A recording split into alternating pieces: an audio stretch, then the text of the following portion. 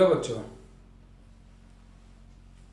देखिएगा हम जो लास्ट वीडियो था हमारा केमिकल काइनेटिक्स का, उसमें हमने पढ़ा था integrated rate law equation method for the first order reaction when the reactant is in the aqueous form और इन द सॉल्यूशन फॉर्म और इन द लिक्विड और solid form when concentration is effective, but in the gaseous form pressure is most significant factor in comparison to the concentration. So what will be the effect of the pressure on the rate constant? We will discuss and we calculate the rate constant by using the first order rate law method and that we have discussed. Suppose देखिएगा हमारे पास मान लीजिएगा कोई first order reaction है लेकिन वो gas की phase में है, तो ए गैस फेज में है, बी और सी प्रोडक्ट बन गया, वो भी गैस की फेज में है। Initially when time is equal to 0, तो उस टाइम प्रेशर जो है वो 0 टाइम का प्रेशर है, P एट 0 टाइम, B 0 है, C 0 है, क्योंकि इनका कोई प्रेशर ही नहीं है। क्यों नहीं है? क्योंकि अभी बने ही नहीं है हमारे पास में, रिएक्शन स्टार्ट ही नहीं हुआ, प्रोडक्ट बना ही नहीं है। आगे बढ़िएगा, अगर कंसंट्रेशन ए का प्रेशर ए का क्या होगा, डिक्रीज होता जाएगा और बी और सी का प्रेशर बढ़ता जाएगा जब रिएक्शन स्टार्ट होगी।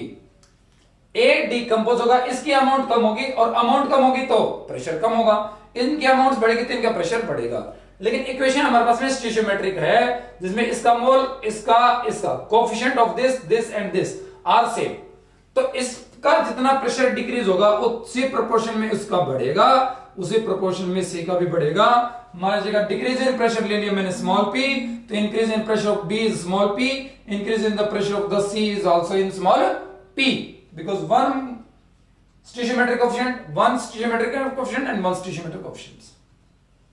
आगे बढ़िएगा, फर्स्ट ऑर्डर काइनेटिक्स हमने पढ़ा था, क्या था, k is equal to 2.303 t/t log initial concentration upon में concentration at time t।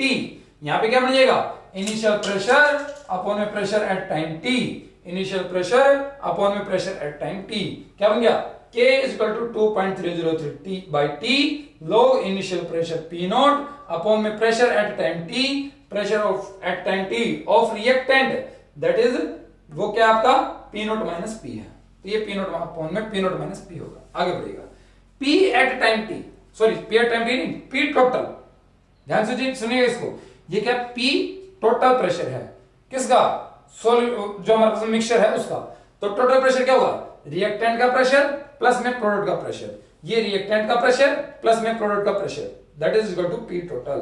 P से P कैंसिल हो गया, क्या बन गया, PT बराबर P टोटल बराबर P नॉट प्लस P, और स्मॉल p की वैल्यू अगर मैं निकालना चाहूं तो स्मॉल p की वैल्यू क्या होगी आपका, P नॉट को इधर लेके आ गया, क्या बन गया, P total minus P at time 0। आगे बढ़िएगा, इस इक्वेशन में मैंने स्मॉल p का वैल्यू यहां से निकाल के इस इक्वेशन में पुट अप कर दिया, इस इक्वेशन में मैंने पुट अप कर दिया स्मॉल p का वैल्यू, क्या बन गया, k is equal to 2.303 by k log t log p not upon में p नॉट, और ये क्या, किसका वैल्यू, स्मॉल p का, क्या है, pt minus p not, pt minus करूंगा इसमें माइनस pt माइनस अंदर जाएगा तो माइनस माइनस प्लस हो जाएगा, प्लस p नॉट आपका हो जाएगा। आगे बढ़िए, क्या बन गया, 2.30 by t 2.303 by s t log p not upon में 2 p nought plus p nought 2 p nought minus pt। आगे देखिएगा equation, t is equal to क्या हुआ हमारे पास में, इस इक्वेशन से t मैंने निकाला, t is equal to 2.303 by k log a nought upon में a एट टाइम t आप में क्या होगा, इनिशियल का आधा बच जाएगा, इनिशियल क्या था a नॉट, बच गया कितना, a not by 2, a not से a नॉट कैंसिल हो गया, 2 पर चला गया, क्या बन गया, log 2, t half is equal to क्या होगा हमारे पास बच्चों, 2.303 by k log of 2।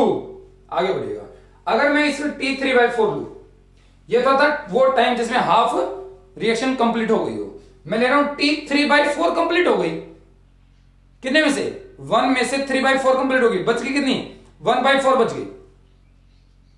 Initial कितना था, इनिशियल कितना था, a नोट, बच गया कितना, a नोट बाई 4, कब, व्हेन t इज 3/4, वो टाइम जिसमें 3/4 कंप्लीट हो जाए, बच गया कितना a0/4 बच गया। इनिशियल क्या था a0, बच गया कितना a0/4, कितना कंप्लीट हो गया 3/4 कंप्लीट हो गया बच्चों, a0/4 बच गया आपका। a0 से a0 कैंसिल हो गया, 4 को ऊपर ले गया और 4 को मैं लिख सकता हूं 2⁻²। ध्यान सुनिएगा इस पॉइंट को, 4 को लिख सकता हूं मैं 2⁻²। log m⁻n, ये फॉर्मूला हमारे पास बनता है log m⁻n। क्या बन गया m⁻n, n log m, n power आ गया कि 2 और ये क्या होगा log n, log m⁻n, n आ गया क्या, ये रह गया आपका log m। ये क्या है, what is this, this is t half. तो t 3/4 क्या हुआ 2 इंटू में t half, t 3/4 is equal to 2 into में t हाफ हुआ आपका, कितना twice of the t half. इसलिए हमने कहा था कि t हाफ हमेशा क्या रहता है कांस्टेंट। फर्स्ट हाफ लाइफ में जितना टाइम लगा, सेकंड में भी उतना ही लगा, थर्ड में भी उतना ही लगेगा, फोर्थ में भी उतना ही टाइम लगेगा। टी ऑफ हमेशा कांस्टेंट रहेगा, कंसंट्रेशन पे इंडिपेंडेंट रहेगा फॉर द फर्स्ट ऑर्डर। आगे बढ़ेगा, सपोज कीजिए कुछ बुक्स में ऐसा भी है, मान लीजिए इनिशियल कंसंट्रेशन हमने ले रखी है कितनी a0, कितनी ले रखी a0, और टी टाइम पे कंसंट्रेशन ले रखी हमने कुछ क्या a at time t। a reactant था p में चेंज हो गया, a रिएक्टेंट था p में चेंज हो गया। सपोज कीजिए इनिशियल कंसंट्रेशन है स्मॉल a और इसकी कंसंट्रेशन है 0, कब टाइम इज इक्वल टू 0, जब t इज इक्वल टू 0 तब इनिशियल है ये, तो ये 0 है आपका।